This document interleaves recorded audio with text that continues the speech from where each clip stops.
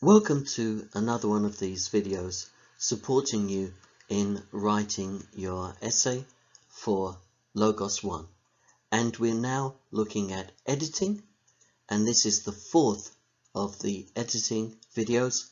And in this one, we're going to look at how you can make your paragraphs flow. Once again, we acknowledge the traditional owners and custodians of the land on which our campuses are built. These were the famous 5 flaws for you to focus on while you're editing. And here we are with the fourth one on flow. Here's an example of a paragraph which doesn't flow very well. And during this presentation, we're going to improve it. Okay? And I've put together this paragraph based on various ones I've seen. God's divine goodness must mean that God wishes for his creatures to be happy. This is actually the last paragraph in part A of an essay that's supposed to be on topic 3, the one about C.S. Lewis's book. And in part 1, I think you're supposed to summarize his arguments about the idea that the popular understanding of God's goodness and power or almighty is mistaken. Okay, so this is actually the last paragraph of part 1. Let's carry on. C.S. Lewis argues that people commonly and mistakenly believe this: God is not so interested in our happiness, according to Lewis. Lewis claims that humanity needs to understand the nature of God's goodness. Humans are all creatures of God's love. The analogy of an artist's love for their work is used by Lewis to convey the love of God for his creatures. Until he is satisfied, an artist will continually seek to improve their work. Humanity is God's work of art. So the idea here really is that we've got sentences which are well constructed. There's nothing wrong with the grammar here at all. It's just that they don't flow. It's like they're all players running around the soccer field, but they're not part of the team. I'm just going to remind you, as I always do, not to plagiarize this example, because you may be writing an essay on this topic. Please write your own, and please pay attention to the advice I'm going to give you on making your own writing flow. Well, a lot better than this one. I've identified 3 kinds of flow, and I want to show you each one and to improve each one in that example paragraph. We've got flow in, which is where the first sentence comes in and it shows us where it's coming from and how it relates to what you've written before. Then we've got flow through, which is how the different sentences connect to each other and build an argument. And then flow out is where they reach a conclusion. You can imagine a mighty river reaching the sea, and that's where we want your paragraphs to go. And I've already in a previous video mentioned the idea that a really well structured paragraph is like a mini essay because it's got that introduction, body and conclusion. So we'll start with flow in.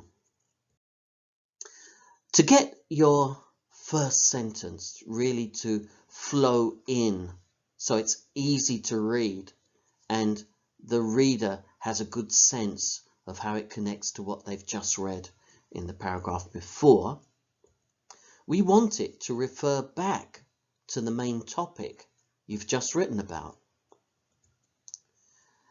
To make sure that it relates to your whole argument, we want that first sentence to mention the topic of the essay. Then, this paragraph has got a subtopic.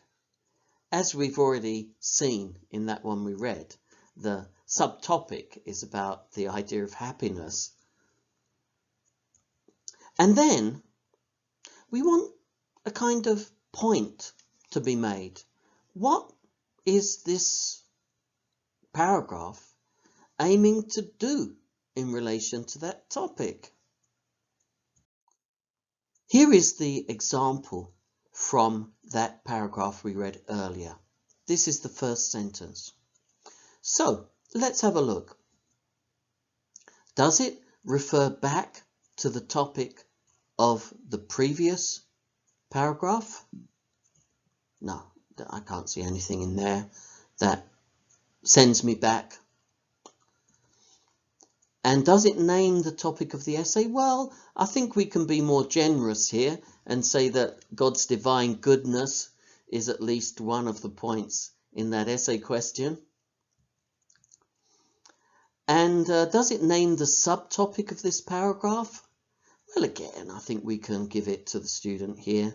It is about happiness, this paragraph, so yeah. And does it summarize the claim you're making? Well, no, it doesn't. And that's quite important, isn't it? Because if you read that sentence, you might think that the students may be going to argue in favor of that.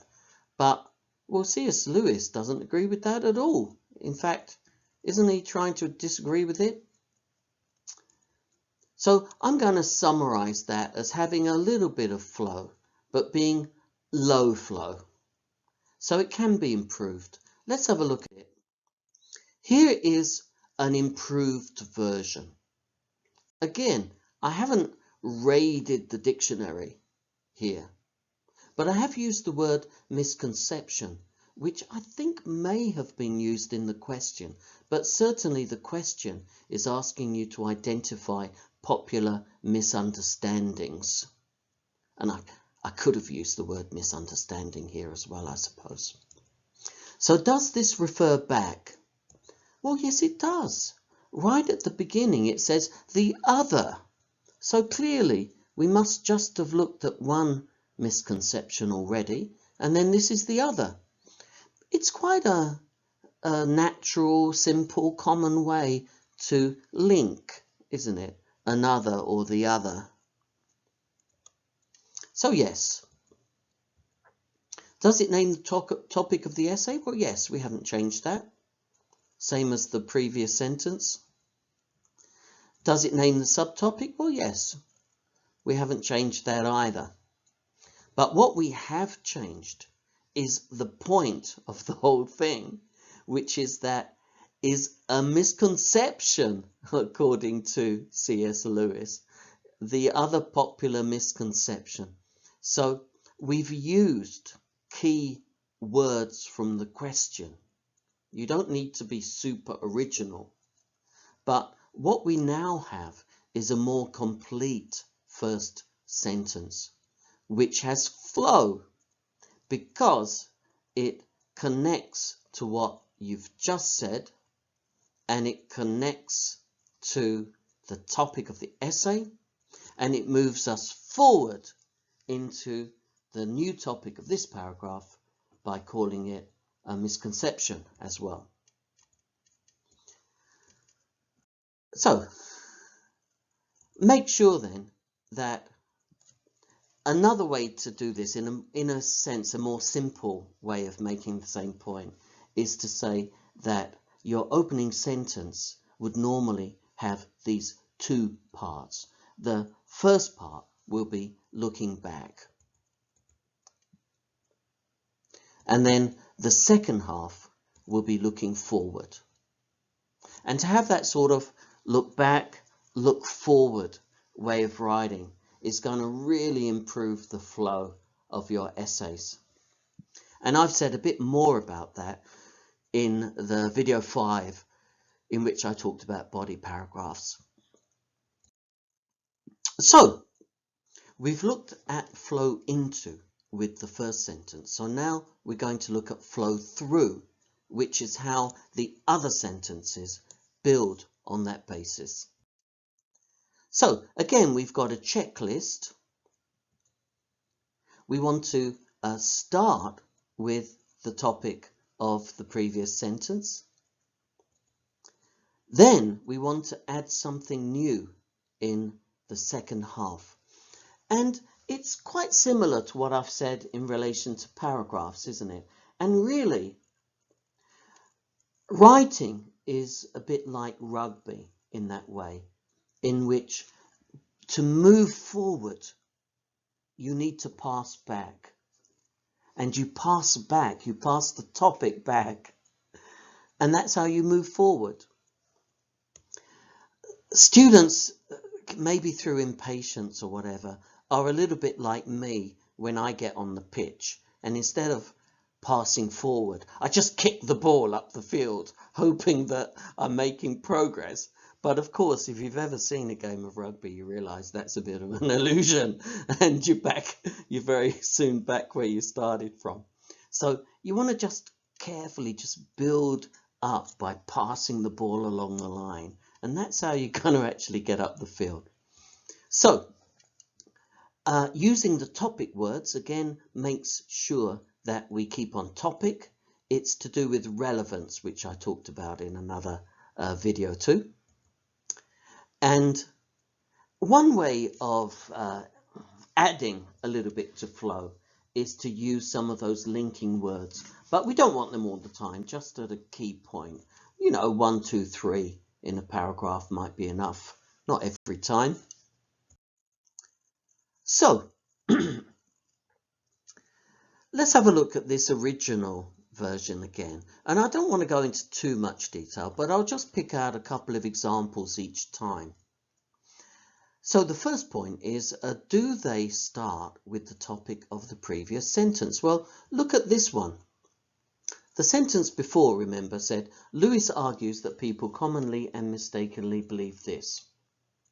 God is not, see, God hasn't been mentioned in the sentence before. So the reader has to kind of jump to a new topic and kind of abandon what they've just read, and then you lose the flow. The same thing happens again. We are all creatures of God's love. The analogy, where did that come from? It's like a bolt from the blue. Again, it just makes the reader have to focus on this new information, and then they've just got to let it all go. So it's not flowing. And here is an even more difficult example, because we've got until he is satisfied. But the sentence before had artist, Lewis, and God. So how is the reader meant to know which one of those is he? There's no way. So again, the reader's got to kind of try and, firstly they sort of worry, think, he, what's that? And then they have to sort of try and remember that until they get to the second half, where finally they're told it's the artist. So this way of writing is hard work for the reader, because the sentences are not beginning with the topic that you've just written about. Okay, and then so that's a no. Then we've got, do they add something new in the second half?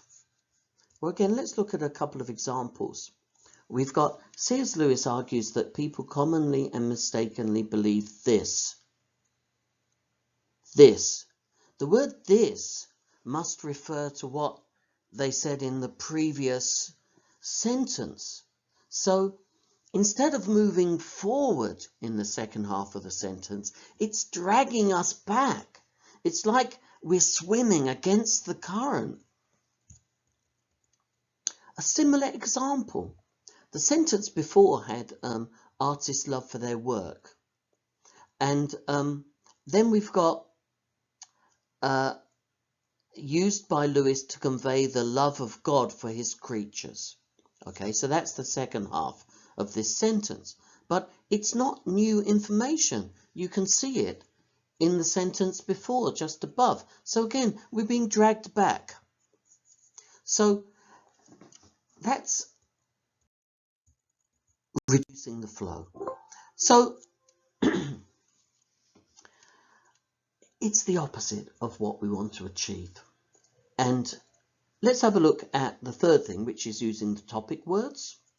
We've already seen that, you know, we've got the topic of divine goodness, and then we've got the particular focus of this paragraph, which is happiness, the idea of happiness. So we've got the words mentioned twice, well, one each. It's a little minimal. Now, you might think I'm contradicting myself if you've seen my earlier video where I was talking about rooting out repetition. Do you remember that? In editing video 1, 7a. But it's important to distinguish between different kinds of words, you see. Let me give you a kind of analogy, okay? If my partner comes back home and it's been a bad day and they're gonna talk to me about my boss this, my boss that, and you know, I'm trying to be sympathetic, but honestly, I've heard it before, and you know, every time I hear my boss, my boss, my boss, it's sort of hurting my ears. I don't want that kind of repetition. But if my partner should happen to say, darling, okay, in the middle of that, my ears sort of prick up. I like it. And if my partner says again, darling, I like it more. Okay, in fact, my partner can say darling as much as they want. In fact, and I hope they're listening now, I wouldn't mind hearing it a bit more. So there are these two different categories of words. The words that we don't want repeated. And those are frankly 99.9% of the words in the dictionary. And then those very few words where the opposite is the case. We actually want them to be said as often as possible. And in that category, you've got the word darling, and then you've got topic words in essays, okay? And topic words in essay, you've got free pass, okay? Let's see them used again and again, because it's a very good strategy for letting the reader know that you're on topic, and you really are on topic. So let's move on again. I had mentioned in, again, a previous presentation on body paragraphs, number 5, linking words, and I gave you that example of common linking words that you might want to use. Let's go back to our example paragraph. I'm afraid you can look all you like. There aren't any there at all. And it's a little bit of a missed opportunity. It's one of the reasons why this is a bit flat.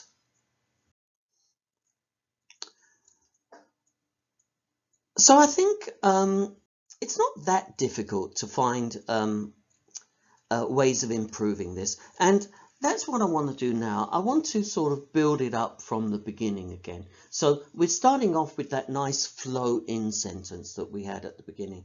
The other popular misconception which Lewis addresses is the belief that God's divine goodness must mean that he wishes for his creatures to be happy. So we could add on, and I'm taking more or less the same sentences as the original, but I'm turning them round and I'm applying the points in that checklist. So here we've got, he argues that rather than happiness, what God wishes for man is to experience his divine goodness. So why does that flow better? Well, it begins by referring back to the word happy, which was actually the last word in the sentence before. So it's pretty fresh in the reader's mind. And then once it's referred back, it can add on the new point. So old before new creates flow. And essentially, we're going to see the same thing with all the other sentences. Okay? So the next sentence, in order to overcome their misconception and experience God's goodness. Can you see that that is all looking back? The word misconception was at the beginning, and God's goodness, again, is the very last word in the sentence before. And then we add on our new information in the second half. Humanity needs first to understand its nature. Same strategy again, and forgive me if I get boring on this, but honestly, this is how you build up a paragraph. It's not a complicated set of strategies, it's the same basic strategy. It's like, I used the analogy of building a wall in a previous video. And you know, honestly, if you're able to lay bricks, essentially you've mastered a particular skill. And then you're going to use that skill all the time. There aren't loads and loads of different ways of laying bricks. Essentially, you've got it. You've mastered that skill. So we've done the same thing again. At the heart of God's goodness, a previous topic, and then the new one, his love. Okay. Now love was the new topic of the sentence before, but now it's the old topic looking back of the next sentence.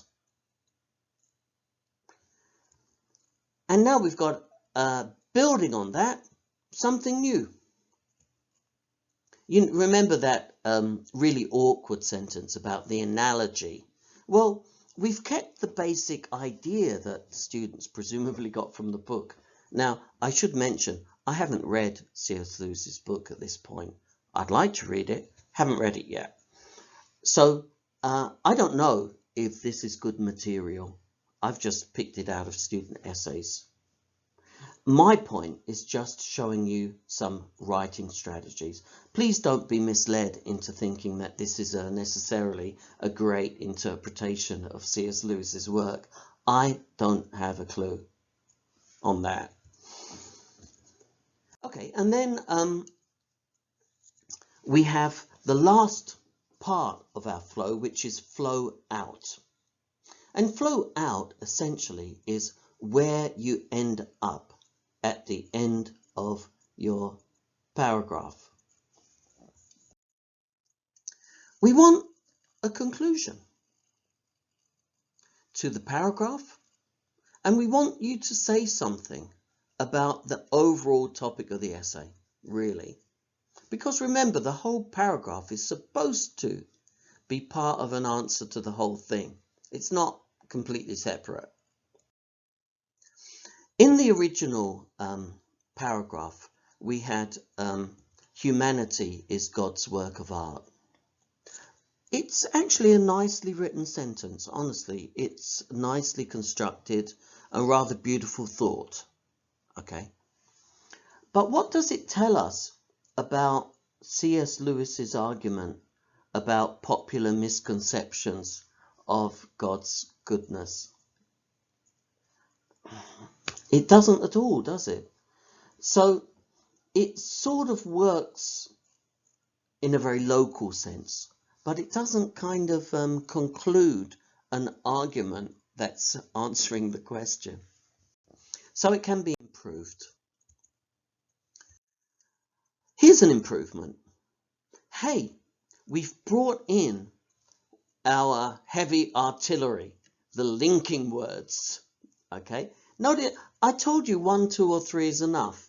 This whole paragraph, we've just got one, but we've used it in a place where it's very useful, and that is to build into a conclusion.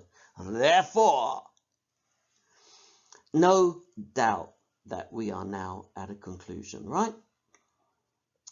And then we've got, it is through accepting God's love that humans can experience happiness of a deeper and more enduring quality than that which they could obtain by seeking it directly.